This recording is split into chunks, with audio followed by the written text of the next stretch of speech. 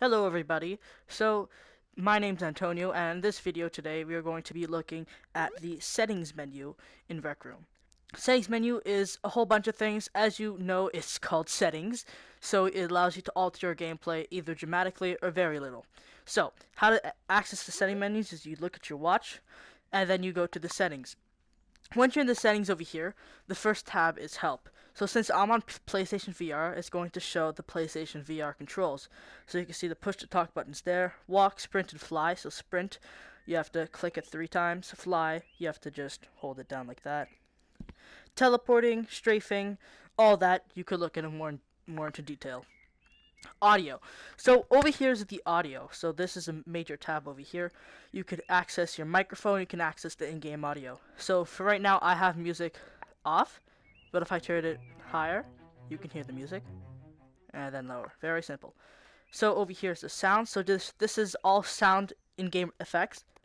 You can hear me holding down. You could hear that, but then if I turn it off, you can't hear it anymore, along with much other sounds. Ambience is, if you listen very carefully, you can hear birds in the background. You see that. But if I turn the ambience off, there'll be no more birds. That only goes for dorm room. In certain games, they set it so that the music is ambient, so you have to test which one is the music if you'd want it off.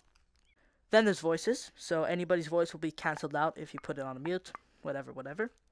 Voices I can hear. So they just added the party one in the recent update.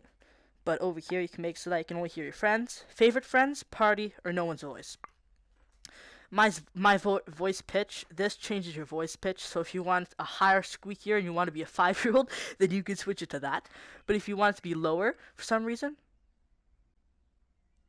well then you could do that. So then there is my microphone. You can put it on push to talk, where if you depress the button, like it says in help, right there, PTT means push to talk. So I could hold down on the button that's right over there on my controller, and I could do push to talk. But I like just keeping my microphone on all the times because on PlayStation there's a button underneath the headset where you can turn it on and off. So you can also turn your microphone off there. Mute gesture. If that's ticked on, then if you put your hand in front of your mouth, you can see it says that I'm muted. So yeah, that's how you mute yourself. So then over here is the microphone volume. So you can see whenever I talk, the white boxes fill up with green. Just Over here in experience, there's personal space, ignore bubble, and appear online too. Then there's personal space, right? So I personally have it set to small, so that people can come near me. But if you have it on large, then it has like a bubble, basically an invisible bubble around you, so that people can't enter your personal space. Ignore bubble over here. If I were to turn this either on small, medium, or large, it depends on how far away the person is to me. But it's like another invisible bubble, but this will make so the person is grayed out on how close they come to you. Watch notification preferences. You can click on that, and all this pops up. Friend requests, you can make so that you get notifications on your watch if you get friend requests. Friend online status, so if your friends come online, then you can see it. Cheers, rooms, invites, subscriptions, events, clubs, and creative feedback. Press on done to save them. Then over here, notify me when friends come online. So this also applies to appear online too. So if it's on appear online too and it's on favorites, then when your favorite friends come online, it's going to buzz your watch, and then you can look at it, and then you're gonna see that your favorite friend is online. Notify friends when I come online. So appear online too, I set it on favorites, so only my favorite friends can see me if I come online. So if they have this one ticked on, then they'll get a notification. Tap watch to open menu. I do not like to keep this on because I just like to look at it. But if you're in the certain game where you don't want your watch to pop up at a certain time, but then you just accidentally click like rec center or dorm room, then you could turn that on. So it's like an extra safety feature. Enable watch notifications. These are just all the notifications. If you want them, they turn them on. If you don't, then you leave it unchecked. Disable gift notifications. So if, let's say, you're famous YouTuber, big funny, you could disable it so that any gift that you get will not appear in front of you and disturb your gameplay. try to matchmake me with non-junior players. So this doesn't work all the time. That's why it says try to. But if you're going to a very populated game and you don't want any junior players because you want to socialize with people and you don't want to be with juniors, then you could check that on. Don't apply space bubble to friends. So if your personal space bubble is on large, let's say, but you want your friends to be able to come near you, then you can take that on. Gameplay. So, movement mode. This is a big aspect to gameplay. So I personally like to keep it on walk, but if I'm playing certain different games, you could do teleport. Then most of the options go away if you're on teleport, but if you're on walk, all these other options turn on. So teleport, for me, I press the big middle button in my controller, the move button, and then I can teleport around like that. So I'm gonna just keep that on walk. Over here is auto sprint. If you have this checked off, you won't have to double click your move button to run. So if I take that off, I walk slower, but if I double click, I start running. Comfort options. These are all the comfort options. So if you have nausea while playing different VR games, you can go into comfort options.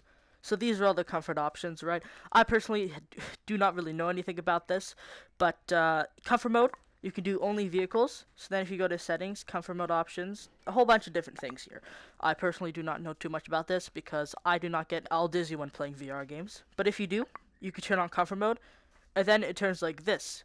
You can only see a certain amount of space around you, so that it's less dizzy for you, if you're like that. But I am personally not like that, so I'm just going to turn that off.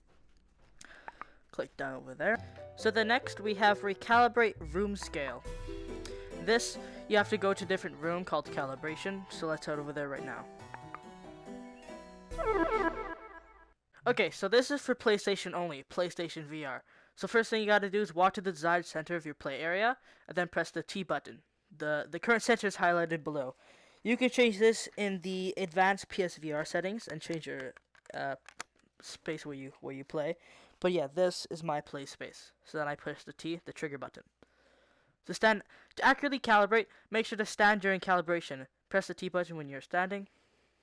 Spread your hands out to your sides as wide as you can with controllers oriented horizontally, and then pull the T button. So you see my hands there, and then I pull the T button. Your room has been configured. To manually adjust, you can. So yeah, then after this, you can manually adjust it. The camera height. So the camera height is there. So if you're basically the same height as your camera, then you'll be fine just putting it to there. So Rec Room's like calibration thing is pretty good. But yeah, so that's actually my real height. I am 5'7". Yeah, seems all good. So you can press T or click on this. I'm just stay in the center of the cleared play area and do not walk around. And then you press the T button to continue. Next up, we have the grip turning mode. So you can put this on off, smooth, or step to enable rotating the world by using the smooth rotate buttons. Next up over here is swipe rotate. So if you turn this off, then you're going to have to hold down both of these buttons like this, side to side. My X on my left and O on my right. If you turn this to smooth, then when you do this, it's going to be more smooth. Like I just did in step, it's going to be more jagged. And then if you turn it off, then it just won't happen. So keep swipe rotate on. Swipe rotate mode, you can make it so that when you were to press X, you were to turn smoothly like that and O like that. If you turn it to snap 90, then you're going to turn 90 degrees every time you click it. 1, 2, 3, 4. And then 45 degrees. 1, 2, 3, 4, 5, 6, 7, 8. Just like that. I'm going to keep that on smooth. Then we have walking hand. So you can use your left or right hand to walk. If you turn it to your right hand, then if I press my left move, that's going to make me jump. If I hold down on my right, that's going to make me move. Strafe is that on your left controller, if you press X or O, it depends on where your hand is facing, you would strafe left to right. I do not like keeping this option on though. Then there's the motion turn. So if you take that on, then your turning is going to be more smoother and instantaneous. So, just to let you guys know, if you do decide to use teleport as your main movement mode, then half the things on the gameplay tab are going to be gone because half of them do not abide to the teleport option, like the walking hand, the strafe, etc., etc. So if you were to turn that to teleport, then half the stuff would be gone. Just a side note. Then in advanced. So then we have backup frequency. So this makes it so that either every 30 to 1 minute, your rooms that you own are backed up so they don't get corrupted, or so then if you're building them and like let's say your power goes off, it'll automatically back it up for you and save it for you. Then we have help page, opens in browser. So on PlayStation VR, this opens into your preferred browser.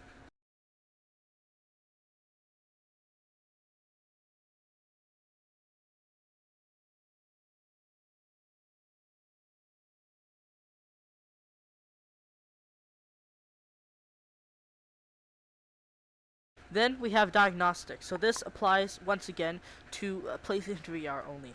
So we have the head, left hand, and right hand. The left hand has a little magenta icon. The right hand has a little red icon.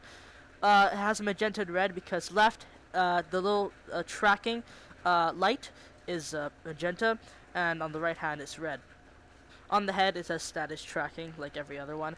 If for some reason your hand is either dead or it's just not working, then it would say something different. Then we have all these different specs here.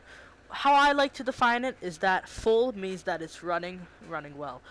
Then it's partial, not visible, none, and error. So if you have any numbers in these, that means that whatever it is, so let's say my left hand, partial 124, so that means that it's not tracking 100%. Like any VR headset, it's not going to track 100%, so it's probably always going to say something. But if it's really going wonky and you need to fix it, most of the time it's head. So if you were to press recalibrate on that, your arms were to detach from your body and your head were to fly forward. So yeah, that would happen. So that usually fixes most of your problems. But if it still doesn't fix it, then you could try and go into left or right hand, depending on which hand is not working, and you press recalibrate. Once you do that, your hand will auto adjust. It would freeze for just a second, and then it would adjust. Same with the right hand. You do that, freezes, and it adjusts. So I forgot that in this segment, PlayStation decides to make it so that you cannot see the person's web browser. So the next thing here is show names. If you have this ticked on, it's going to be manually ticked on. Everybody's name will appear. If you have this ticked off, then people's name will not appear. So then over here is show voice lines. So if you have this ticked on, then the voice lines will show. If you have it ticked off, then the voice lines will not show. Over here is matching only on PlayStation Network. So this basically does disables the crossplay and makes it so that only people on PlayStation Network can join you, or you can join them. You know, it just disables the crossplay. Then there is the remember this account. So when you're going onto the log screen and you see your account, that's probably because this is on. If it's not, then it would appear with all your different other accounts and it would say which one to choose. It's just an easier way to log in. The share cam gesture. So if you have this on, if you go like that, if you put your hands side by side each other, and then you see this little gray camera appear, and then you click both your triggers at the same time, which on PlayStation VR is the T button, your camera appears and it automatically takes a picture for you to share on RecNet, print, and make your profile picture. So that'll be it for this video. If you would like to see more tutorials and videos like this, then leave a thumbs up. Or if you really like the video so much and you want to be very caring, you could subscribe maybe. Possibly. Okay, bye.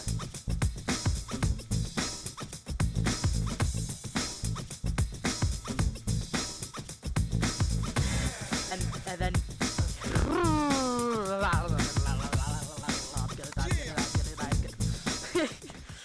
okay, 3, 2, 1.